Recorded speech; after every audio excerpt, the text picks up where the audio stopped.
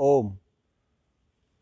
परमादरणीय हम सबके आदरास्पद पूज्य आचार्य जी, संस्थापक गुरुकुल विश्व भारती रोहतक, सम्मानित शिक्षक वृंद, प्यारे विद्यार्थियों।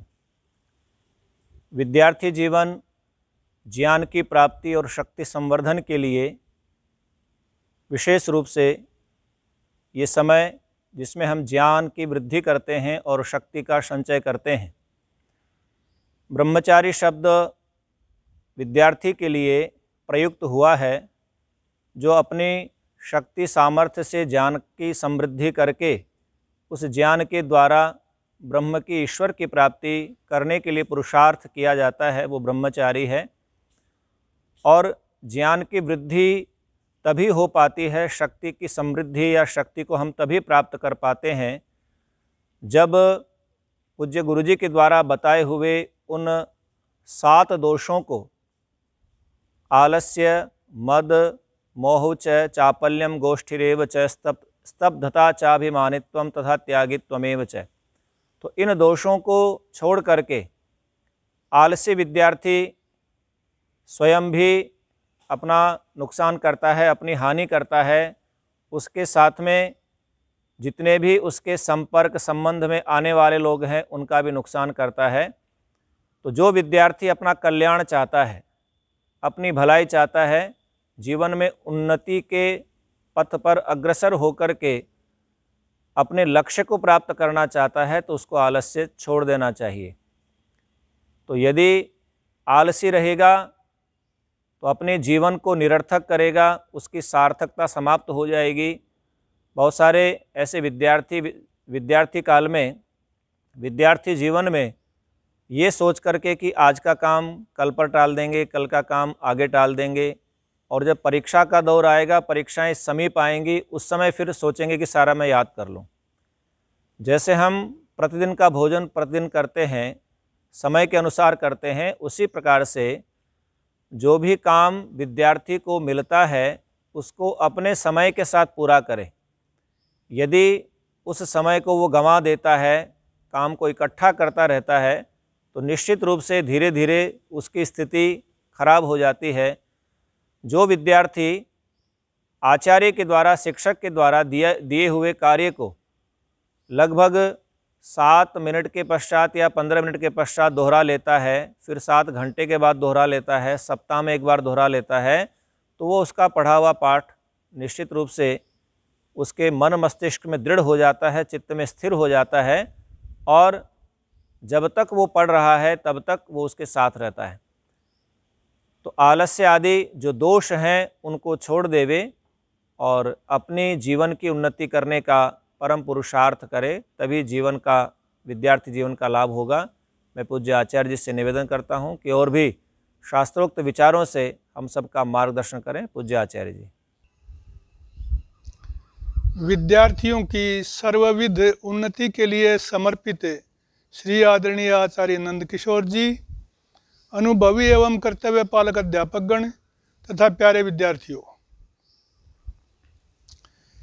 जब व्यक्ति सत्य के रास्ते पर, धर्म के रास्ते पर आगे बढ़ता है, अपने कर्तव्य कर्म के अनुसार वो अपने कार्य को बिल्कुल उचित ढंग से करना चाहता है, जो अच्छाई का मार्ग है उसके अनुसार चलता है, तो उसके सामने बहुत कठिनाइयाँ आती हैं, काफ़ी कठिनाइयाँ आती हैं। और उन कठिनाइयों में भी वो अपने धर्म को नहीं छोड़ता, अपने कर्तव्य को नहीं छोड़ता, अपने सत्य मार्ग पर अडिग रहता है। तो वो व्यक्ति वास्तव में महर्षि दयानंद ने मनुष्य की परिभाषा बहुत अच्छे शब्दों में की है, और वही मनुष्य माना गया है, जो कठिनाई से आने पर भी अपने मार्ग से नहीं भटकता, दृढ़ रहता है, उस ऐसे को मनुष्य बताया गया है। उन्होंने एक बहुत प्यारा सा श्लोक सत्यार्थ प्रकाश में लिखा है, निंदन्तु नीति निपुणा यदि वास्तुवन्तु लक्ष्मी समाविशतु गच्छतु वा यथेष्टम् अद्यैव वा मरणमस्तु युगान्तरे वा न्यायात् पथ प्रविचलन्ति पदम न धीराः। कहते हैं नीति निपुणः, अपने को बुद्धिमान समझने वाले व्यक्ति, निंदन्तु बेशक गालियां दें, निंदा करें, बुराई करें, तरह तरह के आरोप लगाएं, यदि स्तुवंतु अथवा स्तुति करें, प्रशंसा करें, चापलूसी करें, तो भी वो व्यक्ति न तो निंदा से विचलित होता है और न स्तुति से प्रसन्न होता है, वो अपने कार्य पर अडिग रहता है। लक्ष्मी समाविशतु गच्छतु वा यथेष्टम, चाहे उनके पास धन दौलत सुख के साधन इकट्ठे हो जाएं, आ जाएं, बहुत ज़्यादा उसके पास धन संपत्ति हो जाए, या दरिद्रता के दिन देखने पड़े, फिर भी वो अपने सत्य मार्ग से को नहीं छोड़ता, फिर भी वो अपने धर्म को नहीं छोड़ता। और इसके अतिरिक्त अद्य एव मरणमस्तु, चाहे तो आज एकदम तुरंत मृत्यु सामने खड़ी हो, आज ही मृत्यु आ जाए, युगांतरे वा, अथवा मृत्यु आए ही नहीं, लंबी से लंबी आयु चाहे मिलती हो, लेकिन फिर भी वो अपने सत्य मार्ग से, अपने कर्तव्य से, अपने मनुष्यता के रास्ते से नहीं हटते हैं। ऐसे मनुष्य वास्तव मनुष्य होते हैं, उन्हीं को धीर भी कहा है। हम महर्षि दयानंद के जीवन को देखते हैं, जैसे ये प्यारा श्लोक उन्होंने लिखा, बिल्कुल उनका जीवन ठीक उस पर सटीक उतरता है। उन्होंने एक भी शब्द जो उनके जीवन में नहीं था, ऐसा कोई शब्द इस श्लोक में नहीं कहा या ऐसा वाक्य नहीं बोला।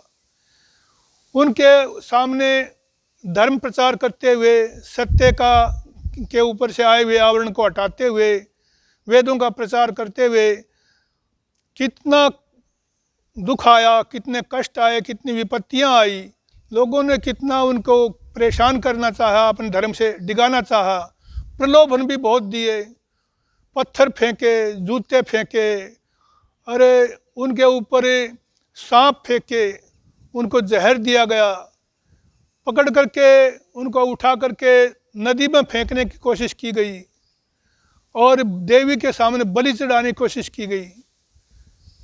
अडिग धर्म प्रचार थे, उन्होंने अपने धर्म को, अपने मार्ग को कभी नहीं छोड़ा, वो लगे ही रहे। आज हम देखते हैं कि व्यक्ति के सामने थोड़ी सी कठिनाई आ जाती है, वो कहता है कि भाई ये तो हमारे को कौन पूछता, हमें कोई पूछता ही नहीं, हमारे को की उपेक्षा हो जाती है, हम क्या धर्म प्रचार करेंगे, छोड़ बैठते हैं अपने सत्य के कार्य को, छोड़ बैठते हैं धर्म के प्रचार को। तो कितनी कठिनाइयाँ महर्षि ने सही, और मनुष्य वास्तव में वही है जो अपने मार्ग को, अपने धर्म को नहीं छोड़ता है।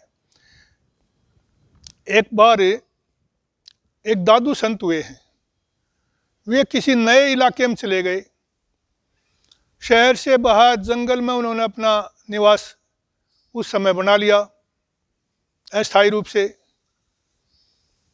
तो जैसे जैसे लोगों को पता लगने लगा कि बहुत अच्छे संत, कोई बहुत अच्छे महात्मा जंगल में आए हुए हैं, तो वो शहर से निकल करके उनके पास पहुंचने लगे और उपदेशामृत का पान करने लगे। वो ईश्वर भक्ति की बात करते थे, धर्म की बात करते थे, मनुष्यता की बात करते थे, सच्चाई पर रास्ते पर चलने के लिए प्रेरित करते थे। तो उनकी कीर्ति सुनकर के एक दिन एक कोतवाल को भी ये इच्छा हुई कि ऐसे महात्मा के दर्शन मुझे भी करने चाहिए। तो नगर का वो कोतवाल सुबह सुबह निकल पड़ा, जंगल से बाहर काफ़ी चला गया, आगे नहीं कहीं दिखाई दिए। तो रास्ते में एक व्यक्ति झाड़ियों को काट रहा था, दुबला सा, पतला सा, केवल एक लंगोटी पहने, गरीब सा, बेहाल सा। वो झाड़ियाँ काट रहा था, काट काट करके एक तरफ फेंक रहा था। कोतवाल ने कहा, अबे ओ भिखारी, दादू महात्मा कहाँ रहते हैं? आपको दादू महात्मा के बारे में पता है कुछ? और वे स्वयं थे दादू महात्मा ही। तो उन्होंने एक बार उसकी तरफ देखा और फिर अपने काम में लग गए। वो बोले कुछ नहीं, बोले इसलिए नहीं कि उस समय उनका प्रातःकाल का समय मौन का था, मौन रहा करते थे और अपना कार्य करते रहते थे, तो इस कारण से बोले नहीं। उसने फिर कहा, अरे वो सुनता है कि नहीं, बह रहा है क्या? दादू महात्मा कहाँ हैं, कुछ पता है नहीं? वो फिर भी नहीं बोले, देखा भी नहीं उसकी तरफ। तो उसको क्रोध आया। जिस चाबुक से घोड़े को पीटता चलाता था, उसी चाबुक के तड़ातड़ कई उसकी कमर में जड़ दिए, निशान हो गए शरीर पर। और फिर भी नहीं बोले, वो बहरा तो नहीं है, फिर भी नहीं बोले। उसका चाबुक का जो डंडा होता है वो सिर में मार दिया, सिर फूट गया, फिर भी नहीं बोले वे, अपना व्रत भंग नहीं किया। उन्होंने सोचा ये व्यक्ति तो पागल लगता है और शायद बहरा भी है, गूंगा भी है, छोड़ो इसको। आगे चला, कुछ दूर बाद जाने के बाद एक व्यक्ति और दिखाई दिया। हाँ जी, आपको दादू संत के बारे में कुछ पता है, कहाँ हैं? बोले दादू संत, वो तो पीछे उधर आपको रास्ते में मिले नहीं। बोले कि वहाँ तो एक व्यक्ति कोई झाड़ी काट रहा था, बूढ़ा सा गरीब सा। बोले वही तो दादू संत थे, आप उनको छोड़ आए पीछे।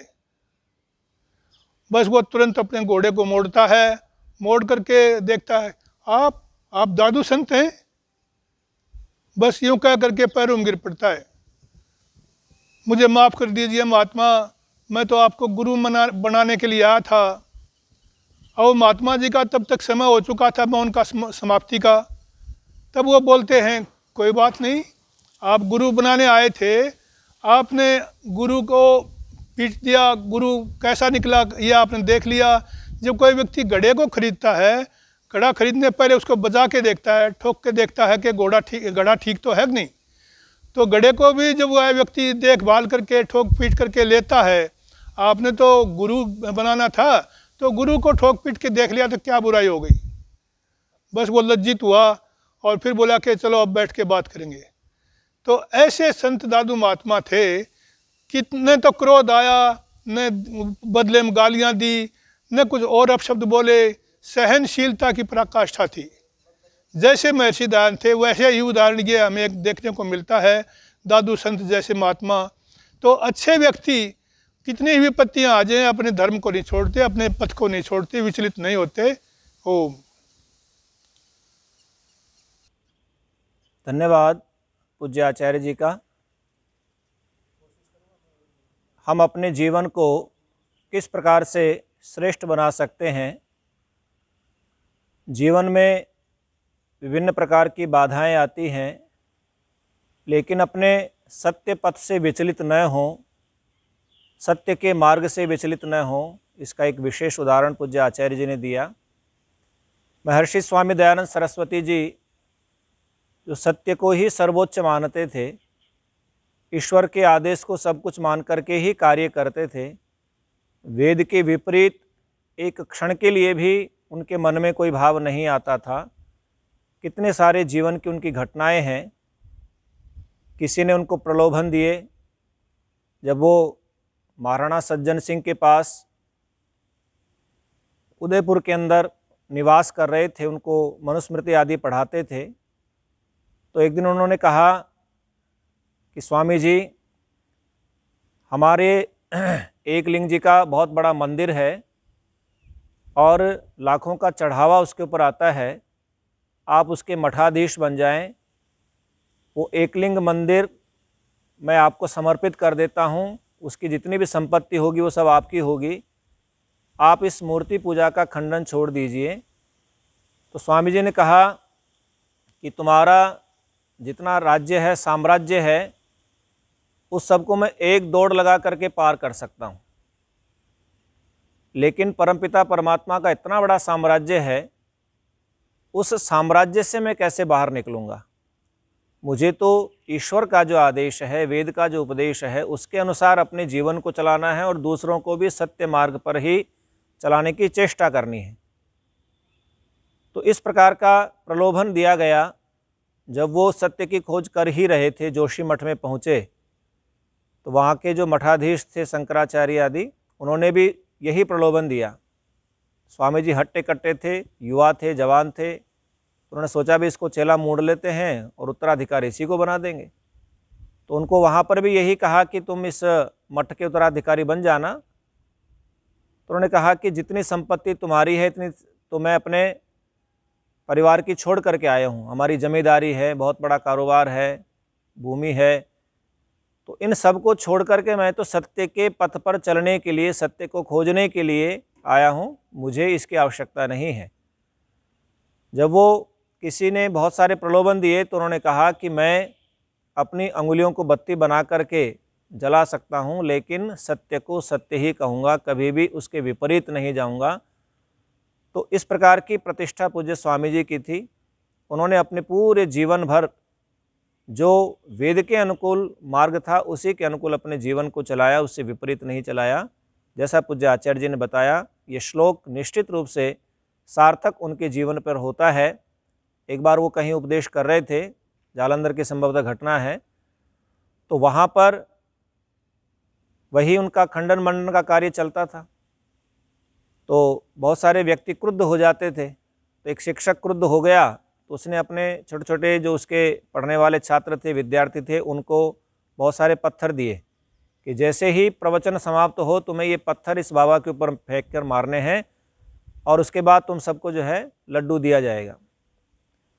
तो बच्चे होते हैं, कोमल मन था। लड्डू के लिए उन्होंने जैसे ही प्रवचन खत्म हुआ तो उनके ऊपर ईंट पत्थर ढेले जो भी उनके पास थे फेंकने शुरू कर दिए। तो वहाँ पर भक्तजन थे, तो उन्होंने कुछों को पकड़ लिया, कुछ भाग गए। तो स्वामी जी के पास लेकर के आए। तो स्वामी जी ने कहा, भाई क्यों मार रहे थे? बोले, हमारे अध्यापक ने कहा था कि इस बाबा के ऊपर ये पत्थर ईंट रोड़े मारना, तुम्हें जो है लड्डू मिलेंगे। तो वो तो तुम्हें लड्डू देगा कि नहीं देगा, लेकिन उनके पास जो भी फल आदि उस समय भक्त लेकर के आते थे उन सब बच्चों को दिए और उन्होंने कहा कि ऐसे काम नहीं किया करते। तो इतनी सहन शक्ति पूज्य स्वामी जी की थी। तो जीवन में यदि हम अपने जीवन को सफल बनाना चाहते हैं तो कोई निंदा करे, स्तुति करे, लक्ष्मी आए जाए या आज ही मृत्यु हो जाए, युगों बाद हो, तो अपने सत्य के पथ से हमें विचलित नहीं होना है। सत्य के पथ पर चलते हुए अपने जीवन को समुन्नत करना है। पूज्य आचार्य जी का बहुत बहुत धन्यवाद, आभार। ओम।